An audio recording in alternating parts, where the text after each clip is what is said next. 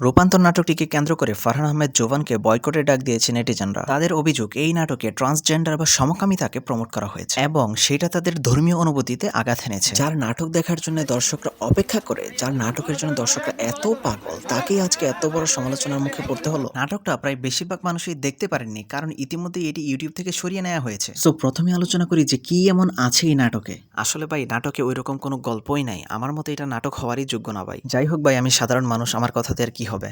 নাটকটিতে জোবানের বিপরীতে অভিনয় করেছে নায়িকা সামিরা খান মাহি, যেখানে মাহির নাম থাকে রিমঝিম।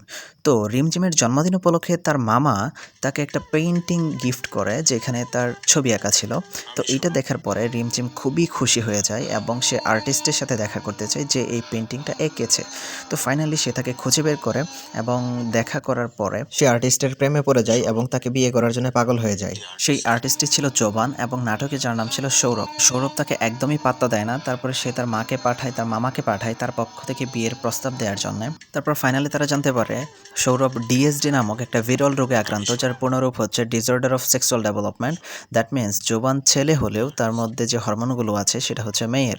দ্যাট মিন্স সে নিজেকে ছেলে হলেও নিজেকে মেয়ে মনে করে। দ্যাটস ওয়াই সে রিমঝিমকে বিয়ে করতে পারবে না। নাটকটিতে আবার দেখানো হয়েছে সৌরভের বাবা মা 1989 সালে নরসিংদীতে একটা ট্রেন দুর্ঘটনায় মারা যায়। তখন 170 জন মানুষ নিহত হয়েছিল ওই দুর্ঘটনাতে। তখন সে খুবই ছোট ছিল। তাকে যখন ট্রেন থেকে সেফলি উদ্ধার করে নিয়ে যাওয়া হয়, তখন তার পাশে 2টা বোকরা পরা মহিলার লাশ ছিল এবং একটা সিঁদুর পরা মহিলার লাশ ছিল।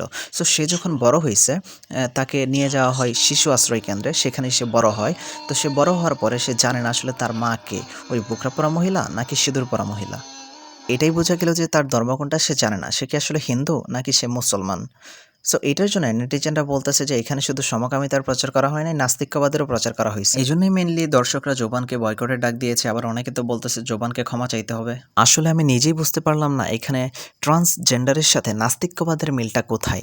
বিচ্ছিন্নভাবে 2টা পয়েন্ট উল্লেখ করা হয়েছে বিয়ে না করার অজুহাত হিসাবে। আরেকটা ব্যাপার হচ্ছে, নাটকটিতে বলা হয়েছিল 1989 সালে নরসিংদীতে দুর্ঘটনাটা হয়েছে।